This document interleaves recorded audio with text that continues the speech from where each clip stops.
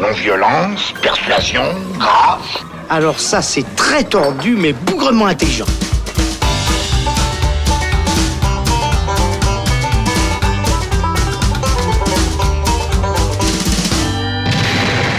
Salut les cinéphiles, bonjour ou bonsoir à tous, c'est Alex. Bienvenue dans le Saloon qui sera aujourd'hui consacré à Venom de Ruben Fleischer, sorti le 10 octobre en salle. Comme s'il n'y avait pas assez de super-héros sur les toiles en ce moment, voici que les gros studios se mettent à investir dans les super-vilains. Je parle ici de Sony qui détient encore une bonne partie des droits concernant l'univers de Spider-Man et qui met en scène pour la deuxième fois au cinéma le personnage de Venom après une première apparition qui avait déçu les fans dans le Spider-Man 3 de Sam Raimi.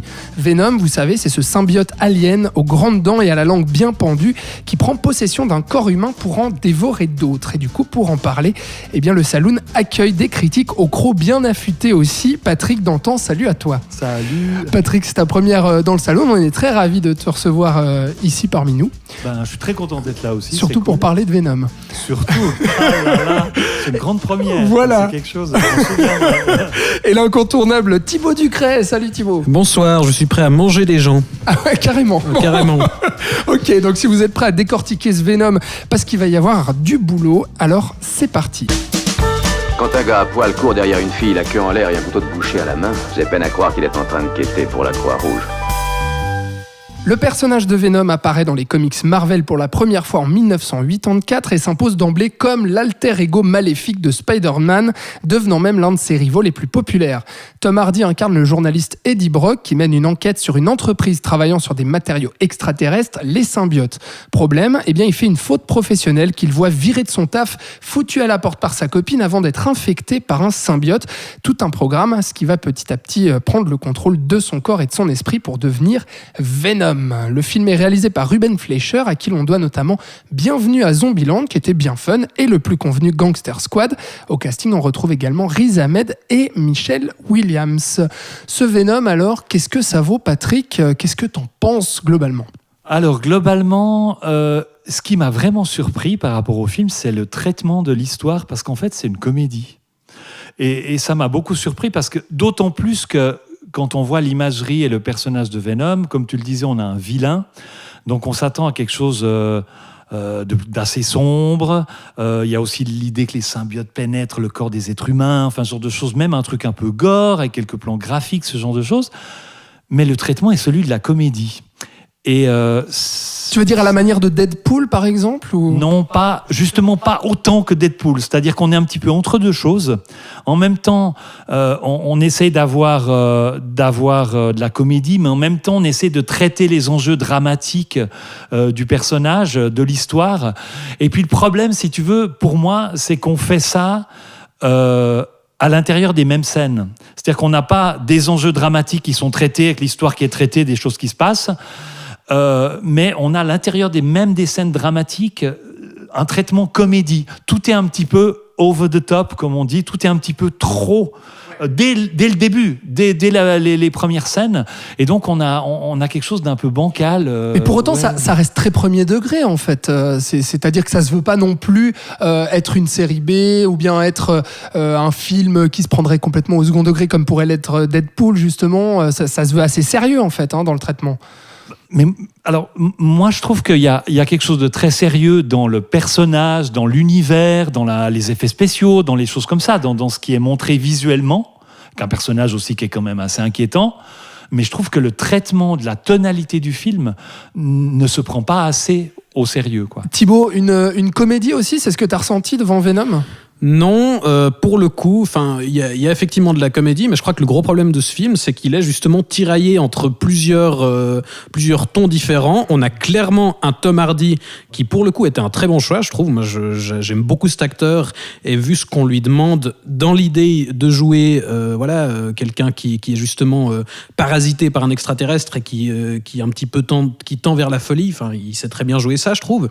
C'était un bon choix dès le début, mais le problème, c'est que là, pour le coup, lui, il est très clairement dans une comédie, il en fait des caisses, il est à fond les ballons dans la vanne, et c'est pas exactement la note sur laquelle est le film tout du long, et il est en constant décalage la moitié du temps, et principalement quand on veut justement traiter un petit peu les enjeux dramatiques, et notamment le rapport avec Michelle Williams. qui est censé être C'est une cata. Hein. s'adulciner. Et on construit une espèce de vague histoire d'amour au départ. C'est parfait, ils vont se marier, tout est super. Et voilà, il fait une connerie et du coup elle le lâche. Il paume tout en moins d'un quart d'heure et on n'y croit pas du tout. Ouais, et ce qui est assez fou, c'est que tu parlais de Tom Hardy. L'acteur, pendant la promo, a d'ailleurs dit qu'apparemment le film devait être encore plus une comédie à la base, même une comédie noire selon lui, et ça aurait tous les passages les plus drôles, les plus peut-être intéressants dans cette optique-là ont été coupés du montage. Donc finalement, ça confirme peut-être un peu le côté hybride de ce film, quoi. Ouais, alors pour le coup, ce qui aurait été intéressant, justement, ça aurait été d'en faire effectivement une comédie noire. Un truc qui voilà, aurait été un petit peu subversif, où on utilise justement ce personnage qui est un anti-héros, on le rappelle. Ah oui. Mais ça marche pas parce qu'il y a des aspects qui sont extrêmement sérieux, extrêmement premier degré, notamment l'intrigue avec ce méchant incarné par Riz Ahmed, qui est un espèce de milliardaire un petit peu mégalomane qui veut utiliser cette technologie extraterrestre et qui est juste ridicule. Ouais, et puis moi je pense que le gros problème aussi, c'est que sur ce personnage, le film en fait ne traite pas du tout la dualité du personnage de Venom qui doit être à la base. C'est-à-dire que c'est un homme qui est tiraillé puisqu'il se fait à la fois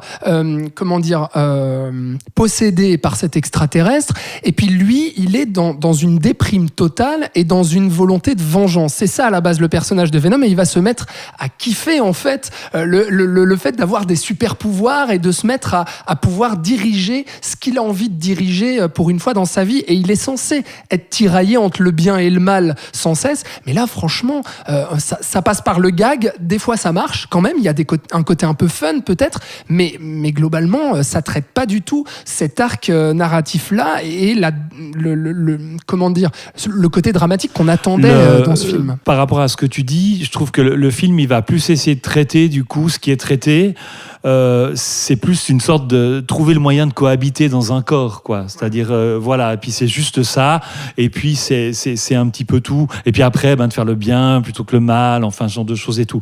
Mais pour revenir un petit peu sur la tonalité, c'est quelque chose d'hyper délicat de trouver la tonalité comics, bande dessinée. Bien sûr. C'est-à-dire de trouver en même temps l'humour, parce qu'il y en a dans les comics. Quand on lit les bandes dessinées, oui. Il y a ce côté un peu over the top parfois dans ce qui se passe, quoi.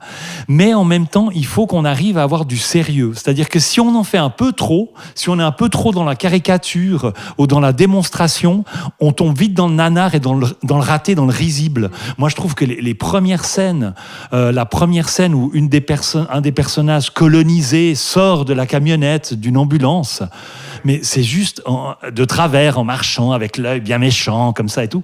C'est juste trop, quoi. C'est trop pour que ça soit bon. C'est-à-dire qu'il y a plusieurs symbiotes, oui, pour contextualiser, il y a plusieurs symbiotes qui vont posséder plusieurs personnages. Il y a un symbiote qui va voyager depuis les pays asiatiques. Il fait un petit road trip depuis la Malaisie, voilà. C'est super. Il va même atterrir dans un chien, quand même. Mais c'est ça. Même avant la petite fille, c'est-à-dire que tout d'un coup, il prend une petite fille dans un aéroport. Ok. Le problème après, c'est quand on trouve mauvais le film, on se pose 10 000 questions, puis on voit tous les détails du scénario. Alors du coup, la petite fille inquiétante, blonde, comme ça, extraite de Poltergeist presque, enfin on n'est pas loin. Et puis on se dit, mais alors papa, maman, ils sont où? Puis cette gamine, elle se promène toute seule. Oui. Avant, il prend une vieille grand-mère qui du coup, alors quand il s'agit d'avoir de l'action, puis que la grand-mère commence à dégommer des personnes autour d'elle, forcément c'est un peu moins réussi, c'est un petit peu too much, quoi. C'est plutôt comique, quoi.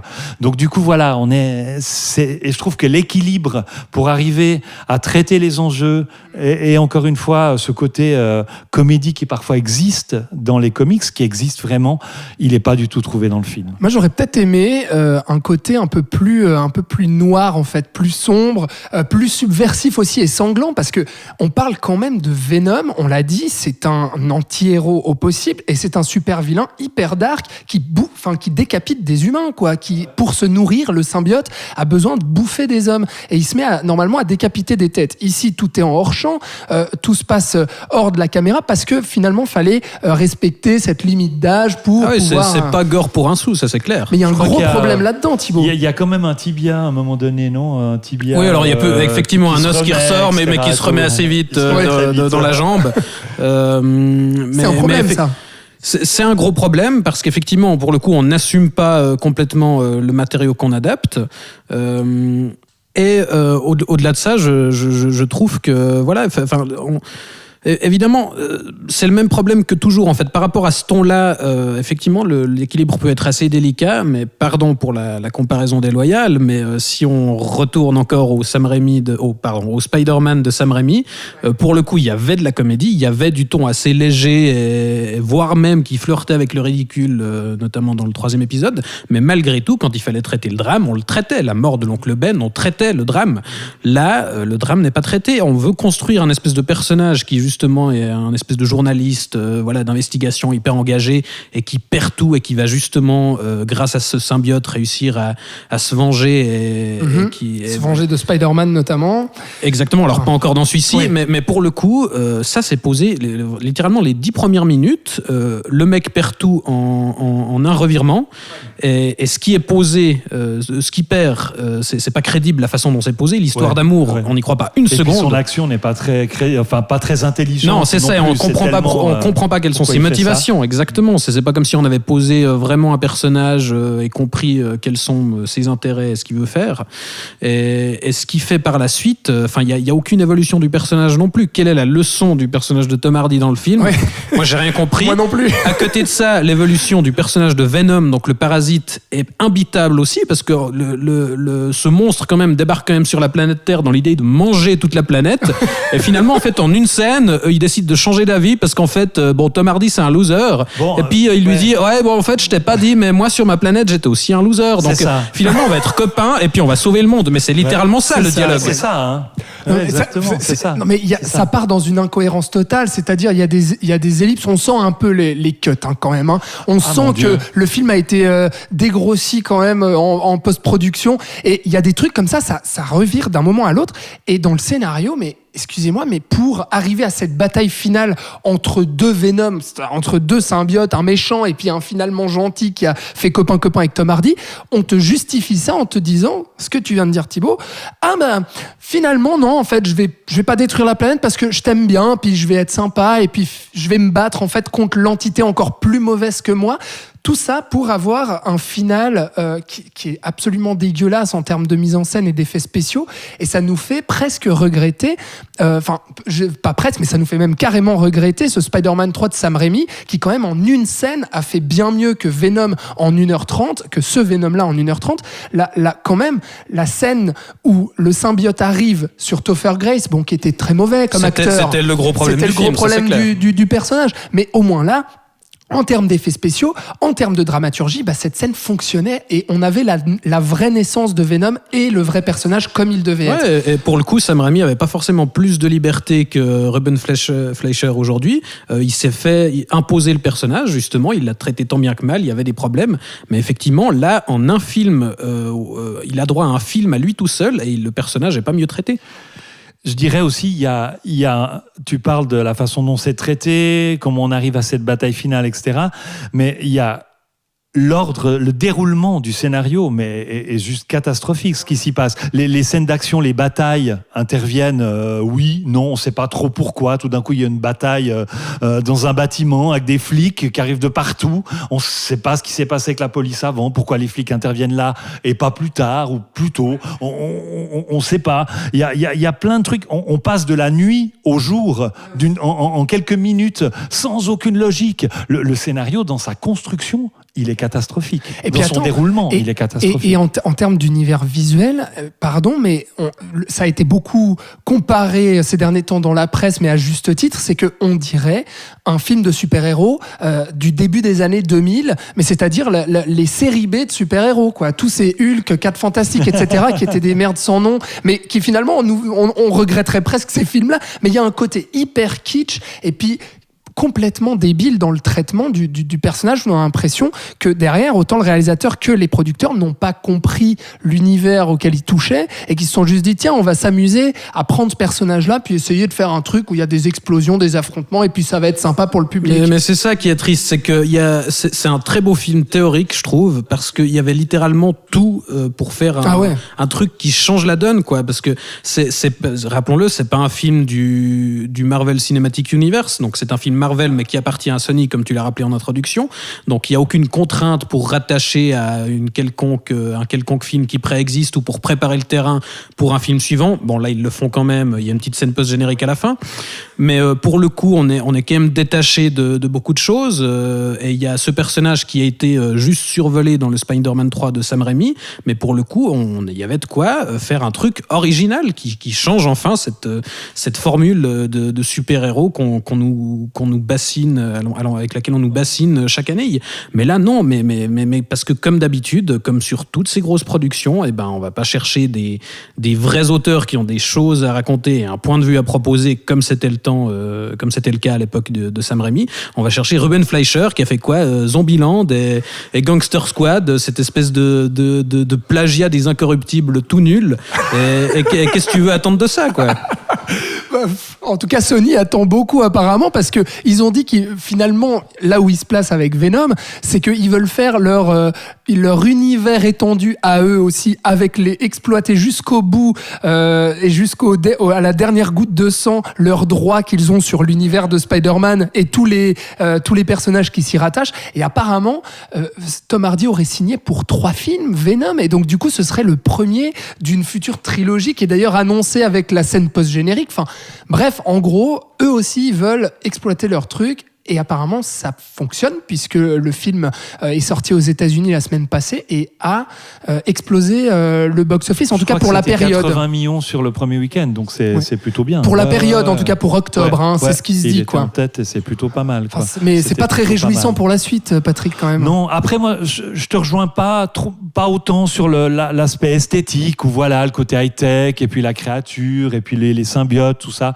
Je trouvais quand même ça assez... Voilà, ça, bien fichu. Ouais, alors, je me suis pas dit oulala, qu'est-ce que c'est mal fait, etc. Qu'est-ce que c'est horrible, c'est dégueu. Attends, non, le plan non, où il y a les deux symbiotes qui s'écartent de nos deux héros, on sent que le réalisateur a beaucoup de foi en ce plan-là. Si tu veux. Non, moi, la grosse faute esthétique, vous allez vous marrer juste.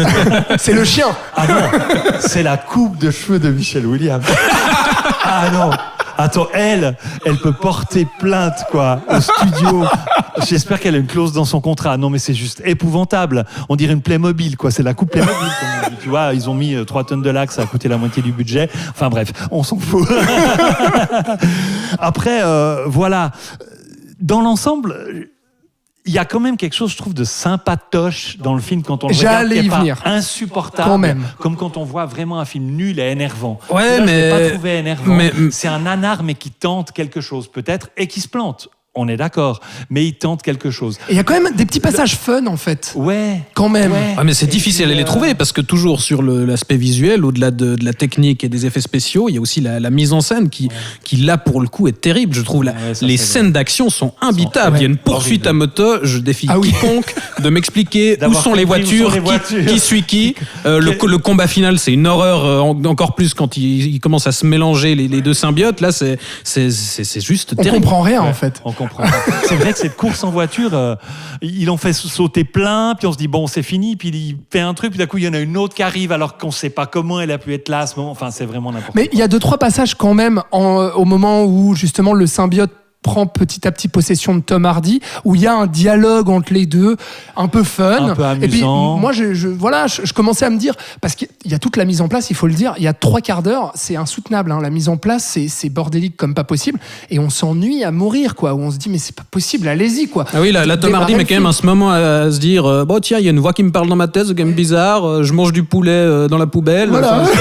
Et finalement, ça commence un petit peu à partir dans la comédie, et là je me suis dit, ah pourquoi pas, ça peut se laisser regarder, c'est divertissant. Et après, il y a toutes les scènes d'action qui finalement ruinent le truc et le traitement du personnage. Mais il y a quand même 2-3 petites choses à sauver. Ce qui peut-être si on peut gratter ce qui rend peut-être le film un peu sympatoche quand même, c'est que ils tentent quelque chose. Ils y arrivent pas, mais ils tentent quelque chose. Il y a tellement de superproductions où on tente plus rien, puis on va absolument dans des choses qui sont déjà vues, convenues, etc. Mais de nouveau, voilà, c'est cette question d'équilibre entre la comédie et les enjeux. Parce que Après, il y a l'extrême opposé, c'est-à-dire on peut aller complètement dans la comédie. Deadpool, par exemple, qui est du stand-up comme ça, voilà, au cinéma, ou Les Gardiens de la Galaxie, où on est vraiment dans quelque chose qui est complètement comédie, avec un traitement complètement en décalage. Mais là, ça va pas dans cette extrémité-là, et puis on n'est pas dans un vrai film dramatique non plus. Donc c'est peut-être cette chose-là qui vraiment fonctionne pas. Mais voilà, je trouve que le film n'est pas entièrement insupportable. Il y a peut-être Tom Hardy aussi, peut-être, mais c'est raté, mais il tente quelque chose. Il y a peut-être Tom Hardy, effectivement. Moi, je me suis demandé si c'était le bon comédien, non pas par rapport au personnage, mais par rapport à la tonalité qui avait été choisie. C'est-à-dire que Tom Hardy, on a plutôt l'habitude de rôles un peu rentre-dedans, de grosses brutes, de mecs qui vont y aller, etc. Et puis là, tout d'un coup, de le voir un peu en reporter, un peu paumé, maladroit, quand il lui arrive des trucs, etc. et tout. C'est assez surprenant de le voir dans ce rôle-là, mais après, c'est un acteur que, personnellement, j'aime bien. Donc, du coup, j'ai aussi du plaisir à voir le film, parce que je me dis, mais comment il va se dépatouiller, ce pauvre de tout ça. En plus, il doit se dépatouiller pendant encore deux films derrière. Ouais, le problème aussi, c'est que lui est dans cette tonalité-là, mais que le reste du film l'est pas forcément, quoi. Pour le coup, le film tombe des trucs. Moi, je trouve pas tant que ça au final, parce que dans ce que ça raconte et dans ce que ça propose comme imagerie ou même dans le scénario ou n'importe quoi, je trouve que même le film a 20 ans de retard, quoi. Et alors, à la limite, il y a quelques écarts qui, tout d'un coup, où là, moi, j'ai trouvé ça assez fascinant, où tout d'un coup, quand ça merde, mais ça merde royalement. Ouais. Et il y a notamment cette fameuse scène où Tom Hardy plonge dans un aquarium pour attraper des homards vivants et les bouffer à main nue. Moi, j'ai assez ri. Dans un restaurant chic, voilà. Dans un grand restaurant. Et c'est censé être une scène assez pivot où on voit justement un petit peu la lutte intérieure qu'il y a, mais c'est juste très très gênant. Et moi, j'étais fasciné. Ouais. Ah ouais, c'est très embarrassant. Moi, je me suis dit, tiens, on va arriver chez les Monty Python. Il y a ce genre d'accident tout d'un coup où ça... Qu'est-ce qui se passe, quoi? C'est peut-être ce côté gênant qui m'a fait marrer, en fait. Je sais pas. Peut-être ça. En tout cas, dans la salle, ça riait beaucoup. Moi, quand je suis allé le voir, c'est vrai que t'as mal au cœur pour eux, un peu. C'est ça. Mais qu'est-ce qu'ils font? Ce qui est fou avec ce ratage de Venom, c'est que ça nous ferait presque regretter le Marvel Cinematic Universe, finalement. Pour le coup, c'est triste à dire, mais de tout ce qui se fait à côté, moi, je désespère du MCU, mais il faut reconnaître un truc, c'est qu'ils savent ce qu'ils font, c'est que ça marche. Et Sony, pour le coup, c'est pas la première fois qu'ils tentent de mettre en place un univers partagé. Du temps des Amazing Spider-Man, ils avaient aussi tenté de lancer des spin-offs sur les méchants, là, les Sinister Six qu'on annonçait dans le Amazing Spider-Man 2. Le film s'était planté, ça n'avait pas eu lieu. Là, ils essayent ça et ils sont super confiants, parce que dans la scène post-générique, il y a quand même une grosse tête d'affiche qu'on annonce pour un prochain film. Donc voilà, ils osent tout, mais c'est à ça qu'on les reconnaît. Mais voilà, je suis pas sûr. Alors effectivement, le film cartonne. Est-ce que ça marchera sur la suite? Est-ce qu'il y a un univers partagé vraiment cohérent qui va naître? Je suis pas certain. Patrick, tu veux rajouter quelque chose? Ouais, juste une chose, c'est-à-dire par rapport à la comparaison par rapport aux autres films Marvel du MCU, comme tu dis, c'est ça? Ok. Dans ces autres films, on sent une recette, quoi, qui s'applique. Même si le dernier Avengers, je trouvais que les enjeux dramatiques étaient du coup un peu plus présents, puis ça m'a personnellement un peu plus captivé. Mais les autres d'avant, on sent tellement une recette, même Black Panther, enfin voilà. Là, on essaye une nouvelle recette. Enfin, on prend un peu tous les ingrédients qui viennent. Oui, alors on a un chef fou un peu aux commandes, ou un chef qui est pas très doué non plus, mais qui on a un peu peut-être le pommeau de la cuisine. Et puis en fait, le pommeau de la cuisine, on lui a donné quelques ingrédients, puis il se dit ouais, je vais faire un truc sympa, un peu rigolo, mais en même temps un peu horrible, et puis un petit peu comme ça. Et puis bien sûr, il a pas les capacités de le faire et il se plante. Mais au moins, on n'est pas dans ce côté calculé, quoi. J'ai quelque chose du ratage. On a envie de dire, bon, heureusement, ils peuvent se planter. Vraiment, il y a un ratage possible quand ils essaient. Voilà. C'est peut-être un petit peu ça qui peut rendre le film sympa. Bon, très bien. On a fait le tour, je pense, de ce Venom réalisé par Ruben Fleischer. C'est donc dans les salles depuis le 10 octobre. On vous conseille d'aller vous faire votre propre avis, même s'il y a quand même bien mieux à voir en ce moment au cinéma. Merci de nous avoir suivis. Merci à toi, Patrick, d'être venu dans le Saloon. Écoute, avec plaisir. T'es le bienvenu quand tu veux. Et Thibaut, bien sûr, on te retrouve très vite pour un prochain épisode. Avec plaisir. Merci à vous de nous avoir suivis. Vous pouvez nous suivre sur les réseaux sociaux et bien sûr ne ratez aucun épisode en vous abonnant aux différentes plateformes de streaming, SoundCloud, Apple Podcast, YouTube, Facebook vidéo, etc. Vous savez où nous trouver. À bientôt, c'était le Saloon.